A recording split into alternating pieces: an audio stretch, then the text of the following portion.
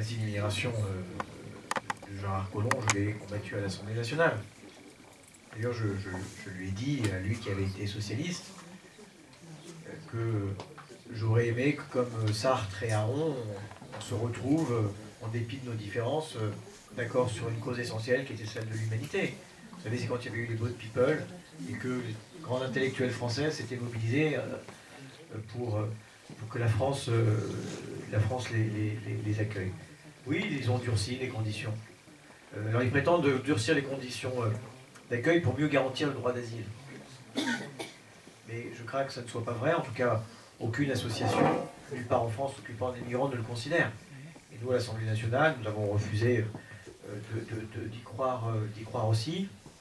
Et je leur ai dit que, pour ce qui me concerne, j'avais voté Emmanuel Macron au second tour, que je considérais que ce qui m'avait conduit aussi à le faire, c'est que j'avais imaginé que sur ce plan-là, sur ce sujet-là, on avait des idées qui étaient plus proches que ce qu'ils nous demandaient de voter.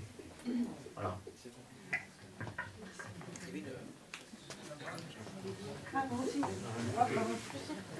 Non, je voulais dire aussi qu'il faut démystifier l'idée que la France est envahie. Ça, il faut le répéter, puisque nous, c'est ce qu'on fait beaucoup, les assauts. Et il faut le répéter. Vous saurez qu'il n'y a que 6 étrangers, tout confondus, pour 1000 habitants. Il faut arrêter de penser qu'on est envahi, parce que cette définition de l'envahissement, on l'entend tout le temps. Mais quand même, on peut être inquiet en Europe et même en France, parce que effectivement, l'enjeu des migrations conduit, c'est ce qui est mis en avant par les pays, tous les pays de l'Europe de l'Est, voilà, ça conduit au populisme. Et ça, pour nous, c'est très très inquiétant. Alors bon, c'est vrai qu'ici, il y a un accueil fantastique, et même dans les Landes, il y a beaucoup d'accueil.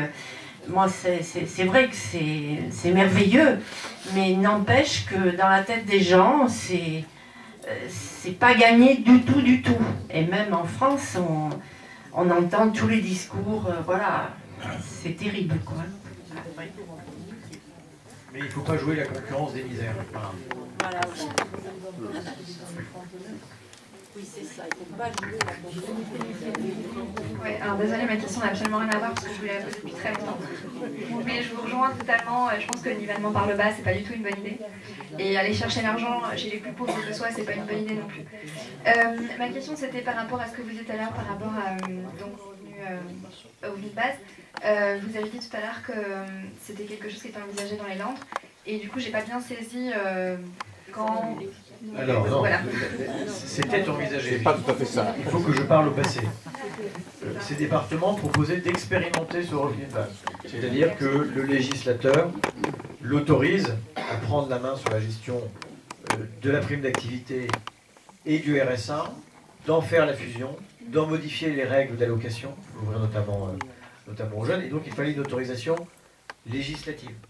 Nous avons déposé une proposition de loi à l'Assemblée nationale que nous avons défendue dans l'hémicycle, et la majorité a voté contre, et donc ça n'a pas été adopté. Il n'y aura donc pas cette expérimentation.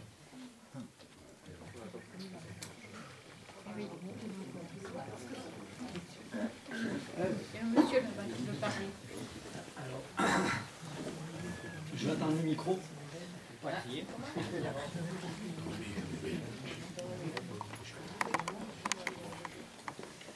La finance, c'est pas... Vous m'entendez? Non. Là, vous m'entendez? Oui, c'est bon. La finance, c'est pas forcément mon domaine, mais par rapport au financement de la transition écologique, le financement des collectivités locales, le financement de certains investissements de l'État, aujourd'hui, quel est le pourcentage au niveau des financements par les banques privées? Et est-ce qu'il est possible, j'ai l'impression qu'il y a des choses qui sont faites pour essayer de réguler ça un petit peu, mais est-ce qu'à travers les intérêts réduits qu'on pourrait payer avec un service bancaire public, on ne pourrait pas faire beaucoup d'économies? Même dans la banque privée, les taux d'intérêt sont très bas en ce moment. parce que les banques privées empruntent sur le marché ou à la banque centrale, qui fait de la monnaie, à des taux très bas. Donc eux, ils augmentent un tout petit peu le taux, mais c'est vrai qu'ils sont relativement bas aujourd'hui. Ce qui ne veut pas dire que les banques ne soient pas aussi frileuses, c'est un certain nombre de risques. Sur la question de la transition écologique, si on parle en termes de coûts, ce que l'on sait, c'est que les investissements qu'on ne fait pas aujourd'hui, ils coûteront à notre économie 10 fois plus cher demain. Donc économiquement, il y a un intérêt à le faire aujourd'hui. Ce que je peux dire, par exemple, c'est que si je m'extrais de toutes ces considérations sur où on en est du niveau d'endettement et tout ça, aujourd'hui, on emprunte à des taux qui sont très bas et parfois même à des taux d'intérêt négatifs, des empruntes qui sont de court terme. Bah, c'est quand on emprunte à des taux qui nous permettent de rembourser moins que ce qu'on a emprunté, qu'on devrait emprunter pour investir, notamment dans la transition écologique. Si je le dis avec autant d'assurance, c'est que c'est tout le débat qu'en ce moment on a avec le gouvernement sur la privatisation d'Aéroports de Paris, de la Française des Jeux et d'une partie de Engie. On leur dit, vous avez des boîtes qui vous rapportent entre 800 et 1 milliard d'euros par an, et vous voulez les vendre pour rembourser 0,5% de la dette française, alors que vous empruntez à des taux négatifs. L'action vous rapporte plus que le taux. Donc c'est absurde, vous perdez de l'argent dans aucun d'entre nous ne ferait ce truc absurde. Bon, ils le font quand même, parce que c'est idéologique, ils pensent que ce n'est pas le rôle de l'État d'être dans cette entreprise. Bon. Donc dans la transition écologique, il y a se met en place des financements verts. Nous on travaille sur l'orientation de l'épargne. Et que l'épargne des Français aille au financement vert. Il y avait déjà le livret du développement durable, qui est une partie du livret A qui était orienté vers des investissements verts. L'État a commencé il y a 4 ans, je crois maintenant, à émettre des obligations vertes. C'est-à-dire qu'on emprunte sur les marchés internationaux de l'argent, l'État, qui est destiné à des investissements dans la transition énergétique. Donc on commence comme ça. Aujourd'hui, toute la difficulté, c'est comment on arrive à avoir des taux bonifiés, parce que ce sont des investissements durables. Donc là, évidemment, il y a un modèle économique parfois aussi à construire. J'évoquais tout à l'heure sur les économies d'énergie dans le bâtiment. La question que je me pose, c'est comment on valorise ces économies d'énergie, comment on leur donne une valeur monétaire. Et là, évidemment, c'est assez compliqué. Deux mots sur le Brexit. Non, mais ma question plus précisément, c'est moi, je n'arrive pas à comprendre la position des travaillistes, de nos camarades travaillistes, par rapport à cette question. Alors, je ne sais pas si mes informations sont très à jour, mais bon, il a changé de position, Corbyn, là. J'ai compris qu'il demandait un deuxième référendum, non? Vous avez encore bougé, je n'ai pas suivi ces derniers jours. Oui. C'est ça, un deuxième référendum. Non, la réalité, c'est qu'on est politiquement dans une impasse. On est politiquement dans une impasse, et le camp des conservateurs est divisé. Le camp des Brexiteurs est divisé aussi entre... Ils ne veulent pas tous le même Brexit. Et puis il y a des sujets qui sont des sujets compliqués, comme la frontière avec l'Irlande, qui aujourd'hui bloquent le système. Bon, moi je ne sais pas comment ça va se passer, mais je crois qu'ils vont avoir un peu de délai pour négocier. Je ne sais pas ce qu'il y a vraiment à négocier. Il a dit qu'il n'y a pas grand-chose à négocier. Oui, mais si au final ils sortent, ce que beaucoup de Français aimeraient, je crois que c'est une idée assez largement répandue. Moins, je veux dire, moins dans le nord de la France, oui. Ils sont en prise directe avec les côtes britanniques. Oui, mais comme les Britanniques sont contributeurs au financement de l'Europe, s'ils partent, il y aura moins d'argent. Eh bien, il y aura moins d'argent. Voilà. Alors, quand je vois notamment dans le monde agricole, se réjouir du Brexit et du départ des Anglais. Mais honnêtement, ils ne se réjouissent pas tous. Ils se réjouissent pas tous quand même. Aujourd'hui, il y a quand même beaucoup de questions. On parle des agriculteurs, mais on parle des pêcheurs. On pourrait parler des pêcheurs. C'est catastrophique. Pour eux, c'est quand même très préoccupant. Ceux qui voulaient partir ne le voulaient pas tous pour les mêmes raisons et pas tous avec le même projet, probablement. Et on n'avait peut-être pas mesuré toutes les conséquences. Et évidemment, dans ce divorce, il n'est pas question que ce soit l'Union européenne qui soit la partie perdante. Comme quoi, il faut se méfier d'un référendum.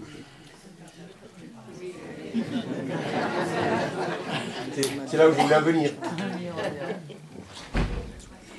écoute, fois, ça produit des résultats singuliers, mais je ne sais pas ce que veulent les Anglais aujourd'hui, je ne sais pas ce que veut le gouvernement britannique, je ne sais pas ce qu'ils revoteraient aujourd'hui. En tout cas, on a une première ministre britannique qui est quand même dans le beau drap et qui ne sort pas son pays d'affaires. Donc on en est là. Après, si tu parles de la question du référendum...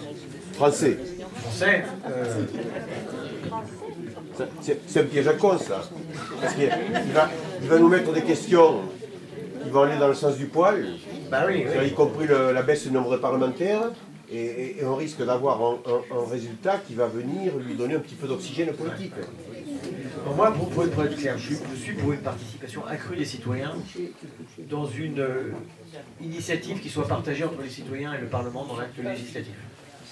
D'ailleurs, on avait formulé un certain nombre de propositions. Vous savez, il y a la possibilité de faire des référendums d'initiative populaire, enfin pas partagés, référendums d'initiative partagés, pardon, soit l'initiative des citoyens, soit l'initiative du Parlement. Et nous avons engagé, tentons de mettre en place un référendum d'initiative partagée sur le rétablissement de l'ISF. Mais il nous manque 20 parlementaires pour pouvoir l'enclencher. Ah bon, pas plus. Bah oui, mais enfin ceux-là, ils sont irréductibles, quoi. Ça va faire... Oui, je ne suis pas certain. Ah bon? Je suis pas certain. Enfin, toujours est-il qu'on a proposé d'abaisser les seuils, parce qu'il faut 185 parlementaires. C'est beaucoup. C'est 20% des parlementaires. Il faut 10% du corps électoral. 4,6 millions d'électeurs. Des conditions très difficiles à réunir. On a proposé d'abaisser les seuils. On a proposé, avec des seuils que j'ai plus en tête, qu'il y ait la possibilité de loi d'initiative citoyenne. C'est-à-dire que, je ne sais plus si on avait mis 100 000, 150 000, je ne saurais plus vous dire, hein, je pourrais vous le retrouver. Citoyens pourraient soutenir une proposition de loi qui serait dès lors obligatoirement examinée par l'Assemblée nationale. Idem pour le droit d'amendement citoyen. Un certain nombre de citoyens pourraient décider de soutenir ensemble un amendement qui serait obligatoirement examiné par le Parlement. Ensuite, là, tu évoques plus directement la sortie du grand débat par un référendum. J'évoquais tout à l'heure le risque que ce soit la même personne qui choisisse les questions et les réponses. Et c'est vrai que quand on soumet un référendum, des questions à un référendum, on prépare plutôt la question de façon à ce que la réponse aille dans le sens de ce qu'on attend. Donc en effet, en disant êtes-vous pour ou contre, enfin êtes-vous favorable à la réduction du nombre des parlementaires, j'ai peu de doute, à ce stade, en tout cas sur la réponse. Et je sais ce qu'est le choix du gouvernement, puisqu'il a déjà enclenché, dans sa réforme institutionnelle, ce processus de réduction d'un tiers du nombre des parlementaires.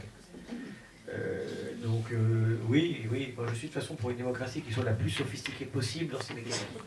C'est-à-dire qu'il soit capable de faire le meilleur compromis parce qu'il aura pris en considération, et pas de façon trop simpliste, tous les intérêts contradictoires qui existent dans la société.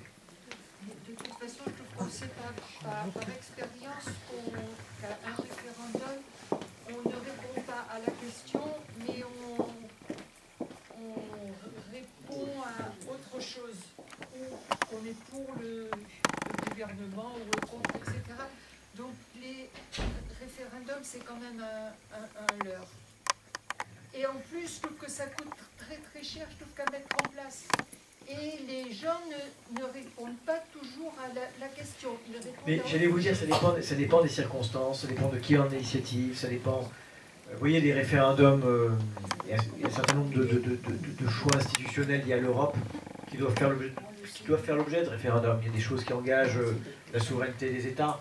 Mais en effet, quand il est à l'initiative du politique, il faut qu'il en mesure le sens, l'importance, ce que ça signifie ensuite d'engagement pour la suite, parce que quand le peuple a décidé quelque chose, de façon directe, on en est comptable. Oui, Sarkozy, Oui, mais c'est ce que j'allais dire.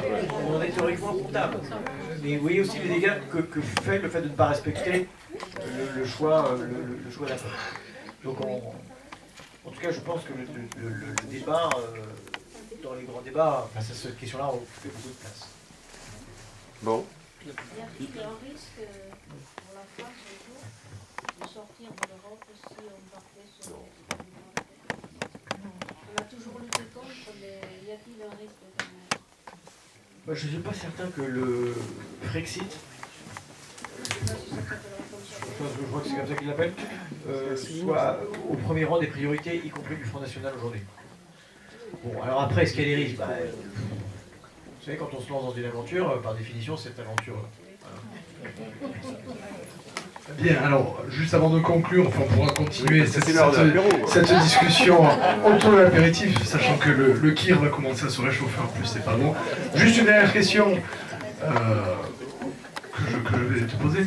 Le Premier ministre a annoncé ces derniers jours toute une série de mesures pour lancer le pouvoir d'achat de tous les Français. Qu'est-ce qui, selon toi, il faudrait faire pour relancer ce pouvoir d'achat qui fait défaut et qui est une revendication de la crise sociale actuelle? Alors si je ne vous avais pas accaparé, vous auriez peut-être même exactement à ce moment-là la réponse que j'ai donnée sur LCP et ça passe là. Oui, le Premier ministre, vous l'avez peut-être entendu, a dit qu'il allait s'attaquer aux angles morts du pouvoir d'achat. Et donc, il a ressorti beaucoup d'idées que je connais, puisque elles avaient été proposées au précédent gouvernement. Il y en a qui méritent d'être étudiées. Vous savez qu'on ne peut pas changer un certain nombre de pièces automobiles sans passer par votre concessionnaire. Et donc, vous payez en effet souvent plus cher qu'ailleurs des pièces, des rétroviseurs, des enjoliveurs, ma science automobile s'arrête là, donc je vais essayer de plonger. Et donc l'idée, ce serait d'arrêter ce monopole pour faire baisser les prix. Cette question-là nous avait déjà été posée, nous, dans le récent quinquennat. Nous n'y avons pas satisfait, parce que les constructeurs automobiles étaient en train de se casser la figure. Vous vous souvenez du PSA? Ils nous avaient dit, c'est en effet envisageable, mais pas tout de suite, parce que là, on est vraiment en difficulté financière. Bon. Donc ça, ça se regarde, il faut voir quelles sont les conséquences économiques. Il envisage par exemple de mettre à mal le système mutualiste en autorisant la possibilité de changer du jour au lendemain de complémentaire santé. Et moi je considère que ça va, affaiblir les mutuelles, que cette concurrence elle va bénéficier aux assurances qui ont un portefeuille beaucoup plus large que les complémentaires santé, qu'il va y avoir une sélection des assurés, évidemment en fonction de leur âge, etc. Et que la santé n'est pas une marchandise comme les autres. Pareil, il évoque la possibilité de vendre des médicaments sur Internet. C'est déjà une possibilité, mais je dis attention, là aussi les médicaments c'est pas une marchandise comme les autres. Ailleurs dans le monde, c'est Amazon qui est le premier vendeur de médicaments, et que si on veut assez vite tuer nos officines, je vois la marche suivante, eh bien, allons en ce sens. Moi, surtout, j'ai dit, si on s'attaque aux angles morts du pouvoir d'achat, moi j'ai d'autres propositions à faire au président de la République. Le point d'indice des fonctionnaires est gelé maintenant depuis 10 ans. Oui, 10 ans. Le plan qui visait à améliorer la rémunération et le déroulement terrain des fonctionnaires a pris 2 ans de retard. Donc il pourrait faire des choses. Je dis que si on veut des réponses qui soient des réponses structurelles, il faut se poser la question de la part que les dépenses de logement occupent dans le budget des ménages. C'est une place considérable. Ça veut dire qu'il faut, à mon avis, geler les loyers dans les zones tendues, là où il n'y a pas suffisamment d'offres et beaucoup de demandes. Ça tire les prix. Je pense qu'il faut se poser la question de la régulation, enfin des prix régulés de l'électricité et du gaz, 6% d'augmentation. Je crois qu'il faut aussi se poser la question du partage de la valeur ajoutée dans l'entreprise. J'ai évoqué les écarts de rémunération, mais je plaide avec le Parti Socialiste pour qu'il y ait dans les grandes entreprises, mais aussi dans les entreprises de taille intermédiaire, de taille moyenne, plus d'administrateurs salariés dans les conseils d'administration. Parce que je prétends que s'il y a des salariés associés à la décision de gouvernance de l'entreprise, il y aura une préférence pour les salaires, pour l'investissement dans l'outil industriel plutôt que dans la distribution des dividendes ou dans des rémunérations délirantes des patrons.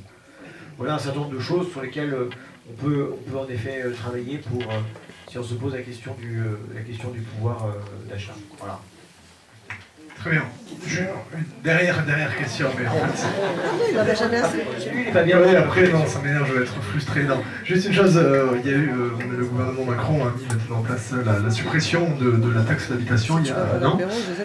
Qu'est-ce que tu penses de cette mesure, puisqu'effectivement elle a été plutôt bien accueillie par la population, mais on sait que ça va faire un gros manque à gagner pour les finances des collectivités? De façon très simple.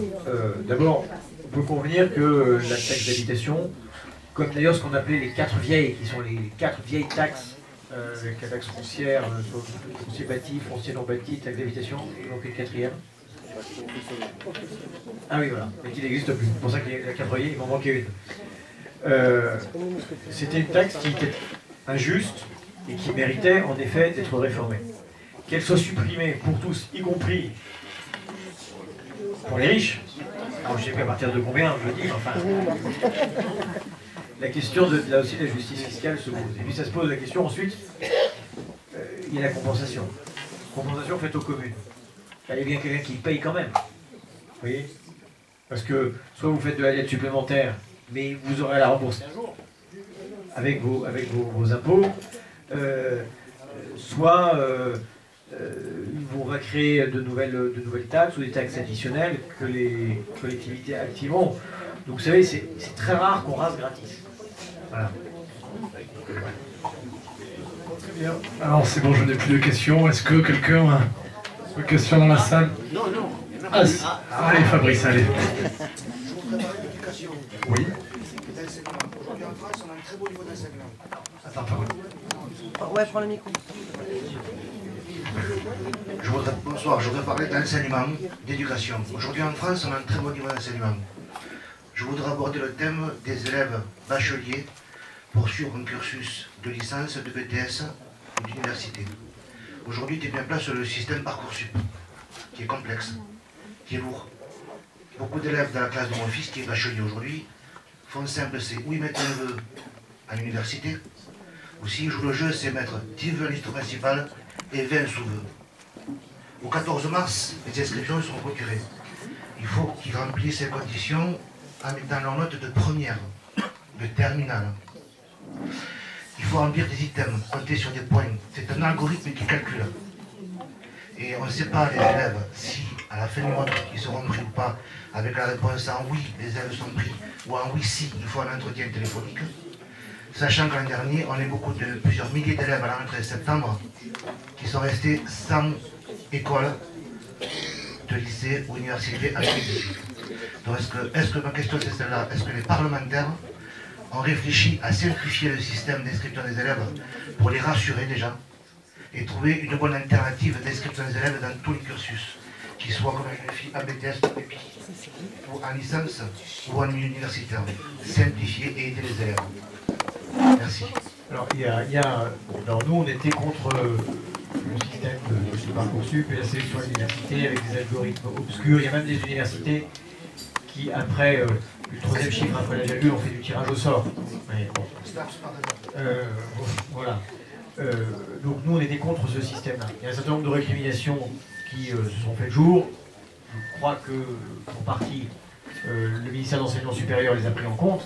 On verra comment ça se passe cette année. Mais l'année dernière, je crois que c'est peut-être ici, j'avais rencontré 2 jeunes qui avaient fait le choix de redoubler, c'était ici, non, leur terminale, pour essayer d'avoir de meilleures notes au bac l'année suivante. Et ils ont eu en effet d'excellentes notes au bac l'année suivante. Et quand ils ont vu qu'ils avaient redoublé, eh bien, Parcoursup les a disqualifiés dans les choix qu'ils avaient formulés. Un est parti faire l'école, je crois, de pilotage, je crois que c'était quelque chose comme ça, au Canada ou en tout cas à l'étranger, et l'autre a changé d'orientation.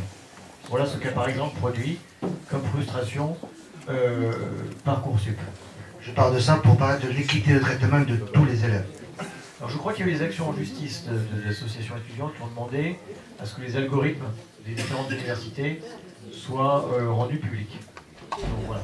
Mais je vois que j'ai pas de point très récent sur le sujet. Il y a certains critères qui ont été effacés par rapport à l'an dernier, et je crois que l'enjeu c'était sur le lycée d'origine, par exemple. Voilà, c'est ça. Et ça, ils n'ont pas réussi à l'obtenir, me semble-t-il. Il y a autre chose également, c'est que l'ensemble des vœux n'est pas rendu en même temps. C'est-à-dire que tu formules 10 vœux, ils te répondent à 2 ou 3 vœux, et si tu as un si, tu as 5 jours pour répondre, au oui par exemple. Si tu ne réponds pas, tu perds ton vœu, et si tu réponds, l'algorithme, bien évidemment, t'élimine tous les autres vœux. Ça, on ne nous l'affiche pas, mais en tout cas c'est comme ça que c'est. Bien, mais écoutez, je crois que le Kir a déjà et le cidre ont commencé à être servis. Je voudrais remercier Boris pour sa disponibilité, pour ses réponses. Merci beaucoup Boris.